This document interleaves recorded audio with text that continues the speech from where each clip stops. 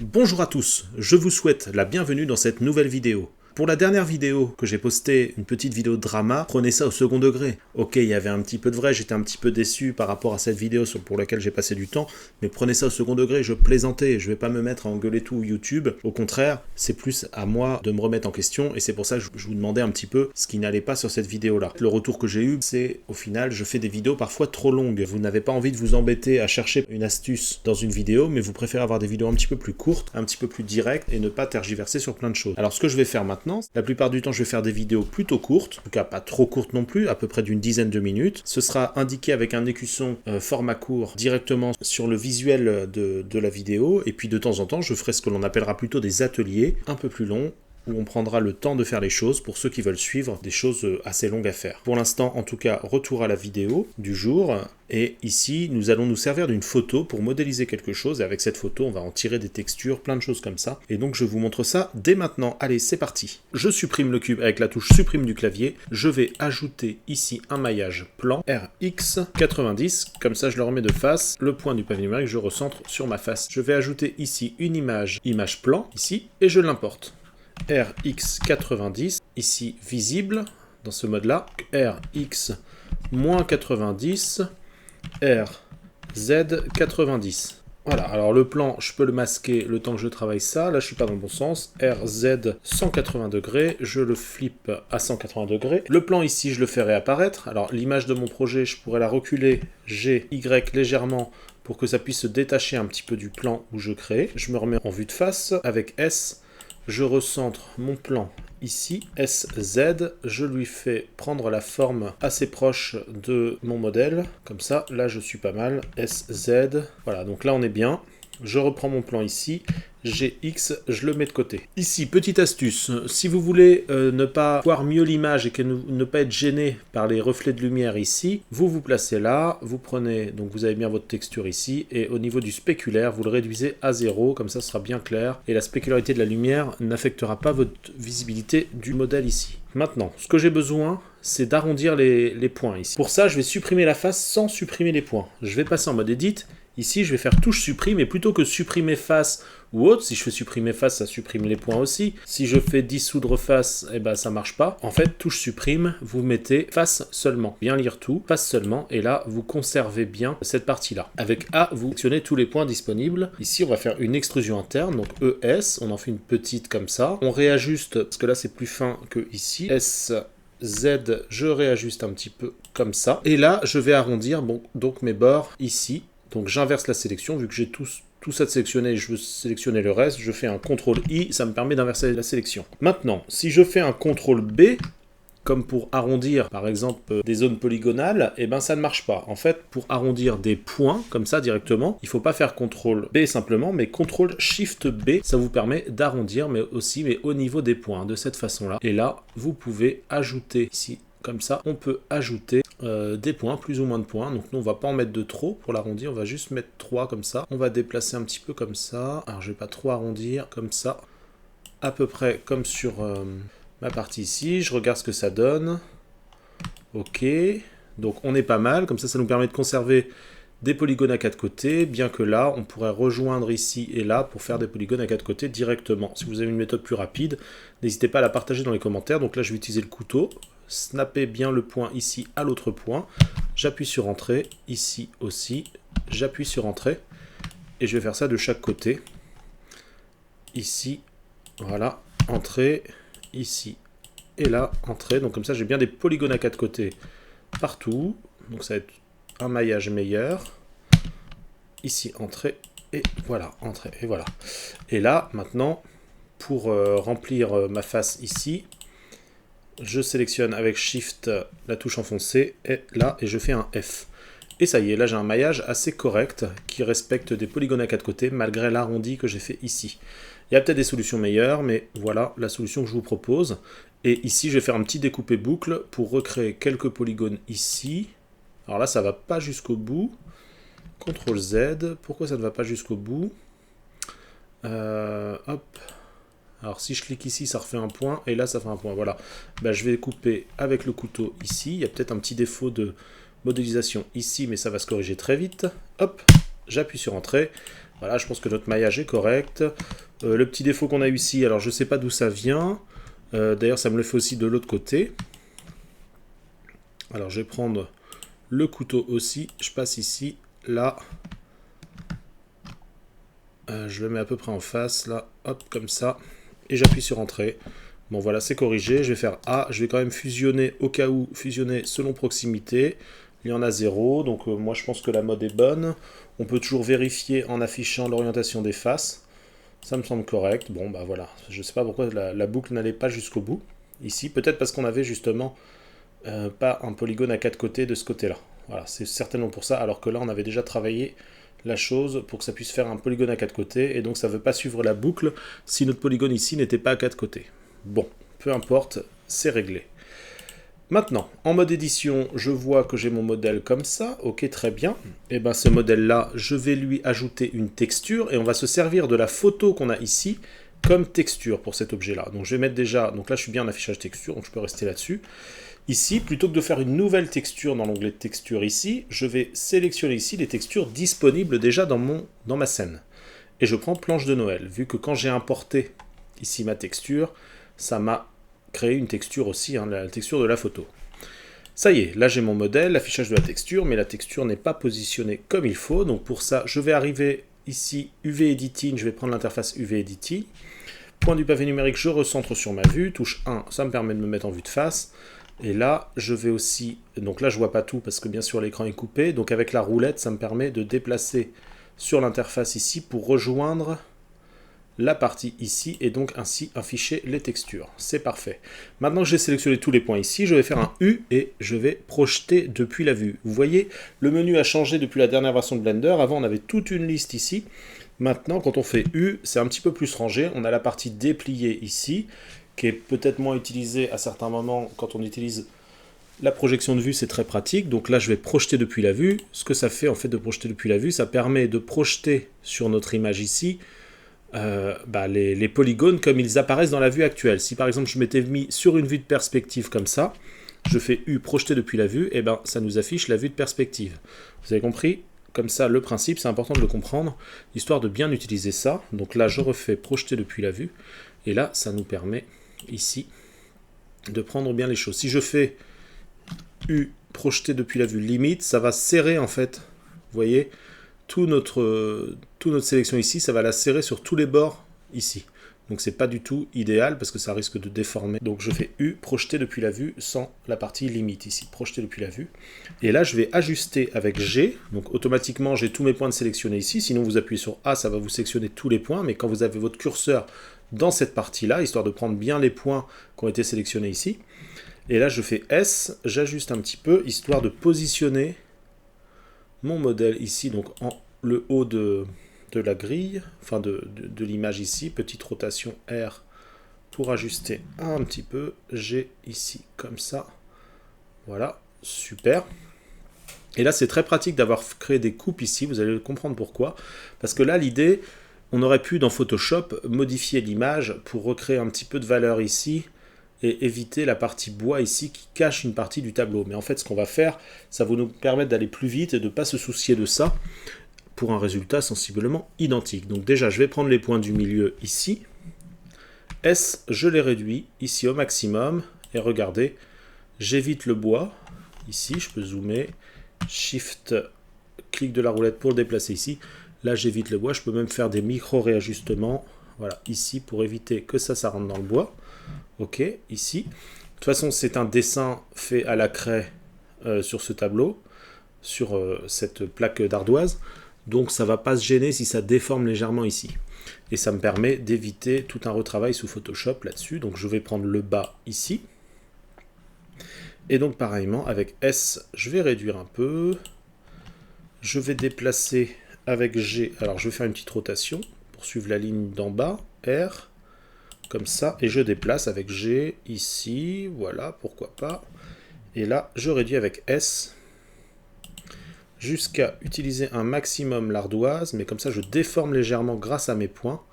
Ça m'évite de retravailler l'image, comme je vous ai dit. Et là, regardez, on a du bois qui rentre dans cette partie-là, d'ailleurs, c'est pour ça qu'on le voit ici.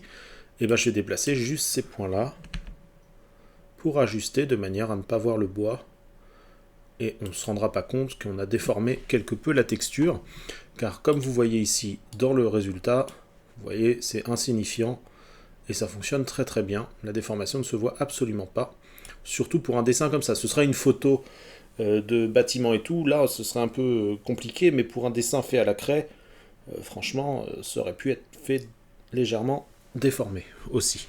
Donc je retourne ici sur ma vue, donc ça y est, j'ai placé correctement ma texture ici, ça fonctionne très très bien. Ok. Maintenant je vais créer de l'épaisseur sur ma texture là, avec un modificateur qui s'appelle solidifier, que vous connaissez certainement si vous avez suivi d'autres tutos de ma chaîne ou même ailleurs.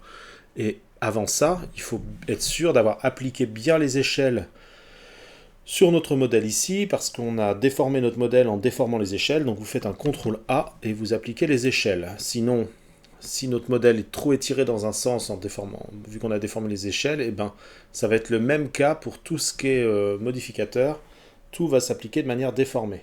Tout va s'installer de manière déformée. Donc appliquez bien les échelles pour avoir les bonnes dimensions et les bons réglages ici que vous réglez sur les modificateurs.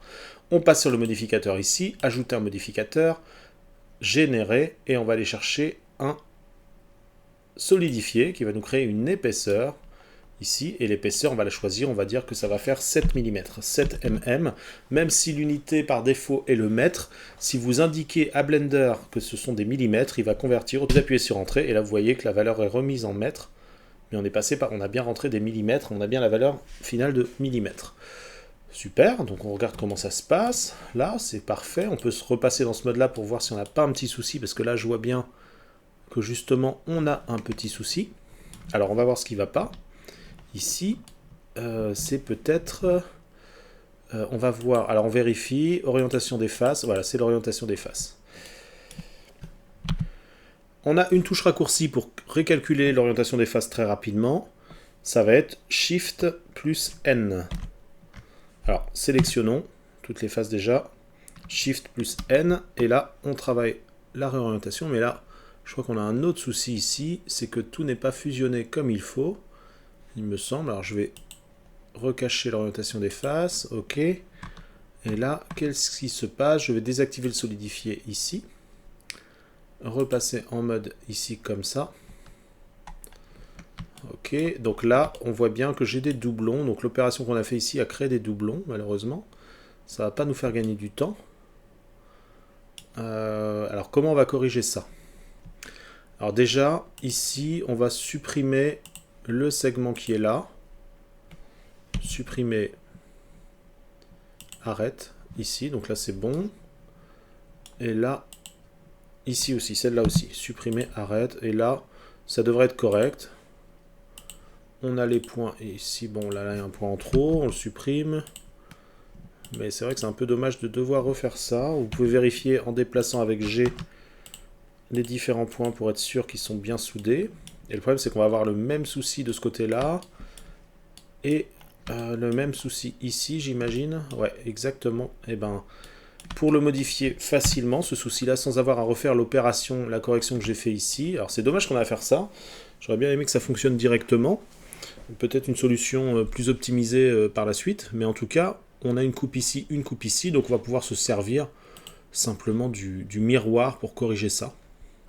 À partir du moment qu'on a bien le centre de notre objet au centre, là, pour être sûr, on fait Shift, on fait clic droit, pardon, définir origine vers géométrie, comme ça on a bien notre point au centre. Ok, maintenant je repasse en mode édition, sélection de points, je vais supprimer par exemple tous les points du bas, supprimer, sommet, et tous les points aussi de ce côté-là. Supprimer, sommet. À partir d'ici, maintenant, je vais aller chercher un modificateur générer miroir. Donc par défaut, ça me le met au bon endroit. Par contre, pourquoi c'est décalé comme ça? Alors ça, je sais pas. Ah oui, parce que mon centre d'objet est là. Bon, c'est pas très grave. Je reprends tous ces points-là. G, X, et je les déplace ici jusqu'à temps que ça snap. Alors pour bien voir si ça snap, je zoome un peu comme ça et je fais un GX, je déplace et jusqu'à temps que ça snap, voilà, je les place ici, c'est parfait. Et j'applique mon miroir que je vais mettre en première position en mode objet, ici, comme ça je peux déjà l'appliquer. Mais sinon, aussi, si je fais ici, voilà, de ce côté-là aussi, Y. Pour aller plus vite, je fais le miroir sur X, mais aussi sur Y à la suite, là, comme ça j'ai les deux d'un coup. Je n'ai pas besoin de recréer un miroir par la suite, mais j'ai le même souci de décalage ici, parce que ma coupe n'était pas bien au centre, en fait, c'est juste ça. Tabulation, je repasse en mode Edit. J'appuie A pour être sûr d'avoir tout sélectionné. G, Z, je déplace jusqu'à temps que ça se snap. Alors la tolérance pour se snapper est indiquée ici. Fusionner, on peut mettre une valeur plus petite pour que ça se snap plus facilement. Mais là, bon, voilà, c'est réglé. Je repasse en mode objet. Ici, miroir, CTRL A, et ça y est, c'est appliqué. Mon miroir est appliqué. Donc je ne devrais plus avoir le souci ici. Mais bon, l'idée quand même, ça aurait été bien d'avoir une solution qui marche directement sans être obligé d'effectuer cette correction. Parlons-en peut-être dans les commentaires. Je reviendrai peut-être dessus par la suite, mais pour l'instant, avançons sur le projet. Ça vous permet aussi de voir comment corriger ce genre de problème. Donc c'est toujours intéressant. Maintenant, je rapplique mon solidifieur, ici, je retire mon X-Ray et je revais sur le mode avec mon affichage de texture. Forcément, ma texture n'est plus affichée de la même façon vu qu'on a fait un miroir sur cette partie-là. C'est pour ça que c'est la partie de cette texture-là qui se affiche ici, ainsi que tout cet ensemble-là qui se affiche vers le bas. C'est pas grave, c'est très rapide, on va juste reprendre ça, mode Edit ici, et je vais refaire une projection depuis la vue, et on va juste replacer rapidement la texture, voilà, comme on a déjà vu. A pour tout sélectionner, S, je repositionne ici, G, déplacement, hop, petite rotation pour suivre un peu plus l'arête du haut, S, voilà, hop, comme ça. Alors je pourrais très bien replacer un peu plus précisément là, voilà, et ici, pour utiliser un maximum de la surface. Et là, comme on avait dit, je reprends le bas, petite rotation histoire de s'ajuster par rapport à l'arête, G ici, voilà, comme ça, et avec S, je resserre un petit peu, comme ça, ouais, et là je peux déplacer aussi ces points-là, pour éviter la partie en bois, ici, ainsi que cela. Voilà, c'est bon, et on a déjà corrigé. En même temps, ça permet de vous faire voir, dans des cas de figure comme ça, et de ne pas être perdu. La prochaine fois que vous tombez là-dessus, sur un problème comme ça, vous savez le corriger, donc ça vous permet de voir un petit peu une correction dans ce genre. Maintenant, alors, on en est où? On a créé l'épaisseur, ok. Le solidifieur, ok, voilà. Donc ici, on va l'appliquer, tout simplement. On va se remettre, on est bien en mode objet. Je vais faire un CTRL A, j'applique les échelles au cas où, mais bon, c'était déjà le cas. Et ici, alors que je positionne mon curseur ici, je fais un CTRL A, ça va appliquer le solidifieur.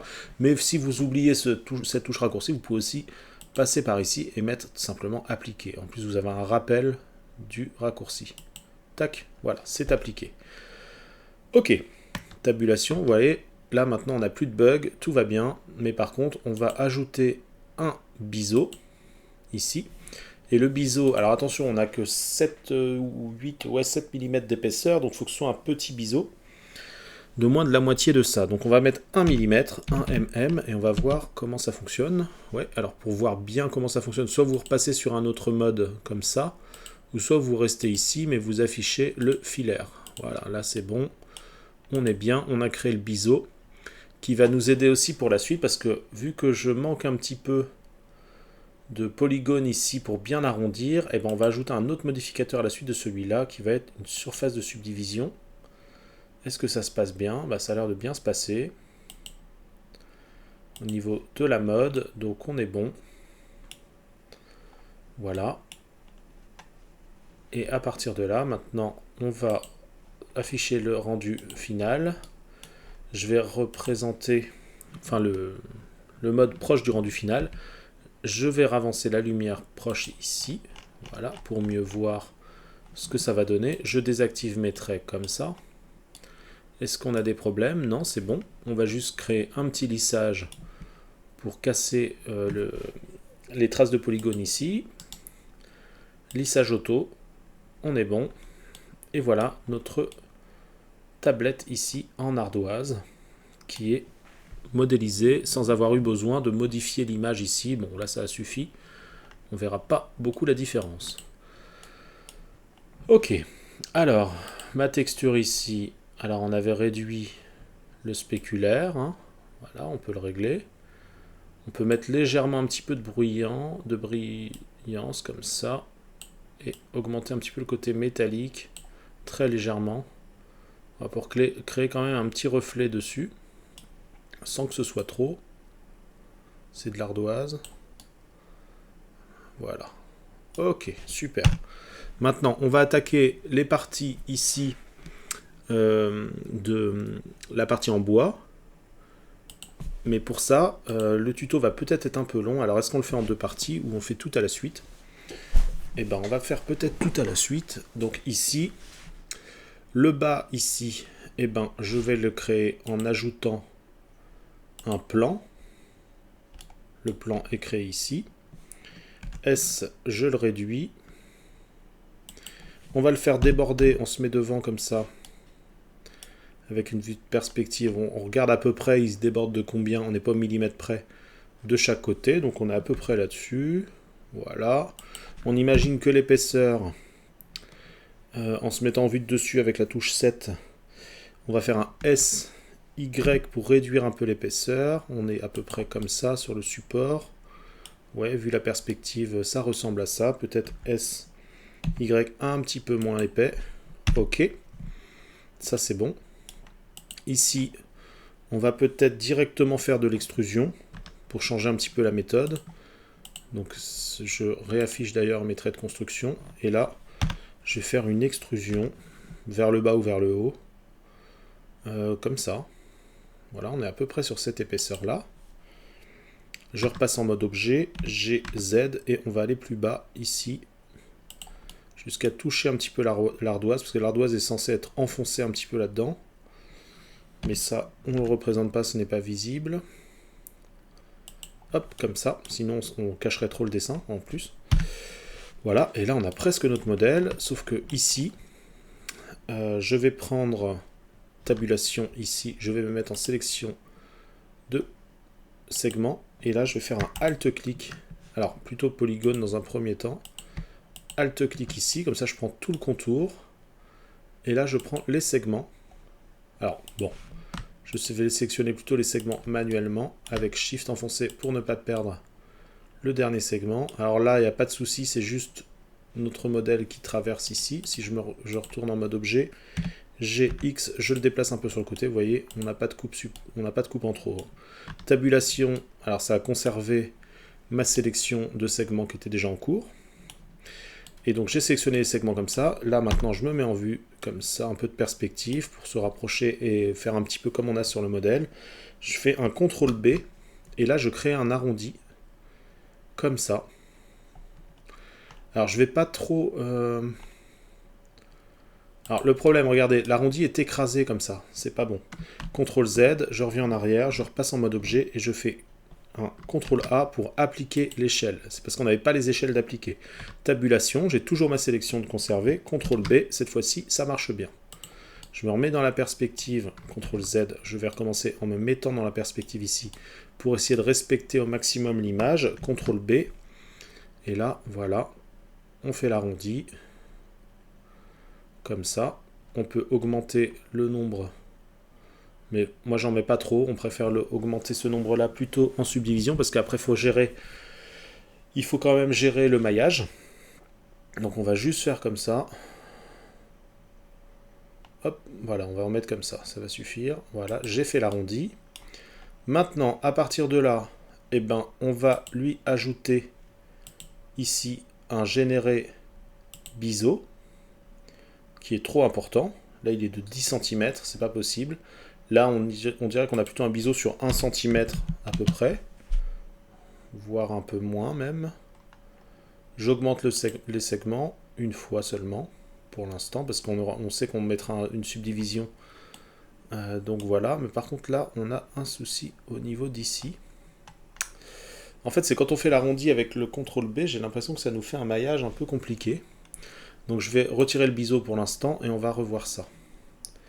Si je suis là, regardez, je déplace ce point-là, je déplace ce point-là, pourtant tout a l'air bien soudé. Ouais, tout a l'air bien soudé, mais le problème c'est qu'on n'a pas des polygones à quatre côtés, donc c'est pour ça que ça crée quelque chose d'un peu compliqué. Alors, pour éviter ça, je vais prendre la face ici, je vais la sélectionner, supprime, face. Voilà, sélection de segment, je me mets là, je prends la boucle, Alt-clic, ça a pris tout mon contour, et je fais un CTRL F, et on va essayer de remplir avec une grille, et voilà, ça fonctionne bien. Tac, je remplis avec la grille, ici. Je vais faire la même chose de l'autre côté. Ici, supprimer face, sélection de segment, Alt-clic là, et je fais un CTRL F, remplir par grille. Alors si ça ne le fait pas correctement pour vous, voyez ici en changeant l'étendue. Voyez? Donc, moi c'est bien ici, mais voilà. Là, c'était la valeur de 5 qui s'adapte bien. Ok, on est bon. Donc voilà. Alors là, par contre, ça fait des polygones. J'aime pas les polygones trop étendus comme ça. Je préfère avoir quelque chose d'un peu plus proportionnel au niveau des polygones. Mais pour éviter ça, je vais prendre le découpé boucle. Je vais refaire une coupe ici, ici, ici. Même un peu plus. Voilà. Et là, ce sera un peu plus proportionnel. Même si on pourrait, même si c'est pas forcément utile dans ce cas-là. Mais bon, voilà. Je repasse en mode objet. Je vais ajouter un modificateur généré biseau. Le biseau, on a dit qu'on le mettait à 1 cm, 1 cm.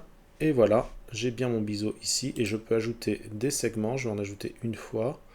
Alors je crois que le biseau est quand même un petit peu plus petit. L'arrondi est un peu plus petit.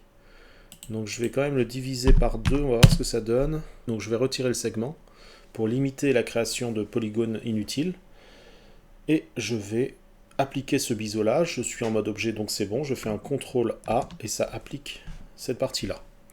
Maintenant, donc là tout semble correct ici, je vais ajouter un modificateur généré surface de subdivision. Ok, ça a l'air de fonctionner. Et ici je vais mettre un ombrage IC auto.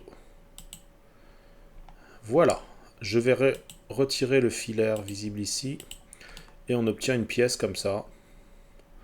Au rendu, elle sera plutôt comme ça. Je crois qu'on est pas mal du tout. Ok, c'est pas mal, alors qu'à la base, on a assez peu de polygones. Si je fais tabulation, je vois que j'ai pas tant de polygones que ça. Maintenant, on va essayer de reprendre une texture comme ça. Alors le problème, c'est que la photo est pas idéale pour reprendre bien la texture. Mais on va voir ce qu'on peut faire. Alors, ici, alors je crois que c'est un petit peu plus haut déjà, mais ça se corrige rapidement. Voilà, on va prendre une sélection de points, X-Ray, je prends juste le bas, G, Z, voilà. Un petit peu plus, légèrement. Alors, j'ai pris tous les points derrière, ouais c'est bon. Ok, très bien. Et maintenant, à partir de là, je vais essayer de capturer la texture ici et utiliser celle-là. Bon, on va voir comment on va se débrouiller. Ici, je vais prendre sélection polygonale, je vais prendre juste ceux qui sont visibles. Ici, ici, ici, voilà, voilà. Je vais pas prendre ceux de derrière. Par contre, il y aura une coupe entre les deux. Le problème, c'est la coupe entre les deux. Ouais. Alt-clic, je prends tout le contour. Je crois bien qu'on va devoir créer la texture plus tôt pour éviter d'avoir des coupes ici. On va essayer de la créer en shading. On va voir. Ce sera peut-être pas exactement la même, mais c'est pas grave. Ici, donc je vais appliquer une nouvelle texture. Voilà. Et ça, on va la voir dans le mode shading. Ici, je retire le X-Ray. Shading, on se remet en shading ici, dans l'onglet shading. Point du pavé numérique, je recentre sur mon objet. Je me remets en mode objet d'ailleurs. Ici, comme ça. Et on va voir comment on va gérer ça. Si on va réussir à le gérer pour qu'il se rapproche quand même de ça. Je fais un CTRL A, rechercher couleur. On va mettre un dégradé de couleur. Oui, voilà. Et on va mettre du bruit. Rechercher bruit. Ok, texture bruit. Comme ça. Le facteur sur le facteur. Et ici, comme ça. On attend que ça calcule. Voilà notre bruit qui arrive ici. L'échelle du bruit. Ici et là. On a une couleur et une autre couleur. Vous voyez, en déplaçant ces curseurs-là, j'essaie de recréer les points de cette façon-là. On va se suffire à ces petits points-là étirés, hein, c'est assez proche d'ici, et ça va dans le sens du bois, donc quelque part, ça reste crédible, même s'il y a une très légère différence. Après, là-dessus, on va modifier les deux couleurs, donc le blanc va devenir cette couleur-là. Je vais me servir de la pipette pour aller chercher la couleur exacte qu'on a ici. Alors là, j'ai peut-être sélectionné une couleur un tout petit peu plus sombre, donc je peux rééclaircir, je peux ajuster. Et là, le noir, on est bon en fait. On est déjà bon. Mais c'est un peu trop noir. Donc je vais reprendre ici avec la pipette. Hop. Et là, je vais assombrir un peu. Enfin non, c'est bon. Comme ça, c'est pas mal. Ouais, on est bien. Même le reflet correspond. Ok. Et après ça, eh ben on pourrait lui donner un petit peu de relief en utilisant la même texture, c'est-à-dire que les points noirs vont être creusés un petit peu, les points clairs vont être rehaussés un petit peu. Et pour ça, alors vous voyez, on peut marquer plus ou moins. Pour ça, je vais aller chercher une texture relief. Ici. La couleur sur la hauteur, car on va modifier la hauteur. Et la normale ici sur la normale. Là ça va être trop fort dans un premier temps. Le réglage est par défaut, donc c'est trop accentué. Donc je vais réduire la force et réduire aussi la distance pour créer quelque chose d'assez léger. Voilà. Et la force un petit peu moins comme ça. Voilà, on a quelque chose d'assez correct, hein, qui ressemble pas mal à son modèle. Ok, bon, donc ça a été plus judicieux de passer sur une solution comme ça, parce que là, la photo ne nous permet pas de reprendre correctement les choses, sinon on va avoir des coupes aussi si on prend sur différents éléments. Le grain est un peu trop accentué là par contre. Shading, ici, la force, je vais la mettre à 0,1. Les deux parties ici et là, avec un cylindre, S divisé par 50, je vais l'agrandir un petit peu, on va se mettre même dessus là. Les tailles seront identiques d'un côté et de l'autre, donc ça c'est parfait. Et là, je vais le positionner légèrement dedans. Je vais faire tabulation et activer le X-Ray là. Voilà, je vais relever juste le haut, GZ, au-dessus de 18, un petit peu comme ça. Ici, je vais retirer carrément le polygone, vu qu'il est à l'intérieur, ça se voit pas. Pour ça, je vais appuyer sur slash pour isoler ce modèle-là. Je repasse en mode objet et ne pas être gêné par le reste. Enfin, en mode... Non, je vais rester en mode édition. Je vais sélectionner le polygone du bas, supprimer, face. Voilà, ça c'est bon. Et en haut, je vais peut-être le conserver, on verra pas la différence. Je vais créer un biseau ici, CTRL B, voilà. Et pour le deuxième, je vais d'abord gérer la texture ici pour remettre la même texture et ne pas refaire deux fois l'opération. Je vais copier la texture. Déjà, je vais mettre un ombrage lissé, c'est shading plutôt. Je vais reprendre la même texture, la texture déjà existante, mais je vais en faire une copie. Tac, pour la modifier quelque peu. Je vais réduire un peu l'échelle, voilà. On dira que c'est un petit peu plus sombre ici, donc cette partie-là, on va l'assombrir un petit peu. C'est aussi... c'est comme si le vernis était un peu différent. Donc on va modifier un petit peu la couleur aussi, de la même façon. Voilà, on est bien, ici. Et le deuxième, Shift D, X, je le place de l'autre côté. Et la grosse différence, enfin la différence, ça va être qu'il est plus haut en fait. G, Z, voilà, il apparaît, il va à peu près jusqu'ici. Tabulation, X-Ray, sélection de points. Et là, les points, je les baisse plus bas. G, Z, ici. Ok. Voilà. Et là, on est bon. Mode objet, et ça y est, notre modélisation est faite. Alors, on pourrait encore la perfectionner, hein, faire en sorte qu'on voit un petit ombrage ici un peu plus. Enfin, ça, c'est facile, quelque part. Vous avez juste ici, dans Eevee, déjà activé le lancer de rayon. On va gagner en qualité avec les rebonds des lumières. Au niveau des ombres, bon là ça va pas changer grand chose comme ça. Donc voilà, on va pas être beaucoup plus long. Voilà notre projet du jour, petit tuto pour voir comment on peut modéliser quelque chose rapidement à partir d'une photo et avoir un résultat bien convaincant. Et donc j'espère que ça vous a plu et je vous dis à bientôt pour le prochain.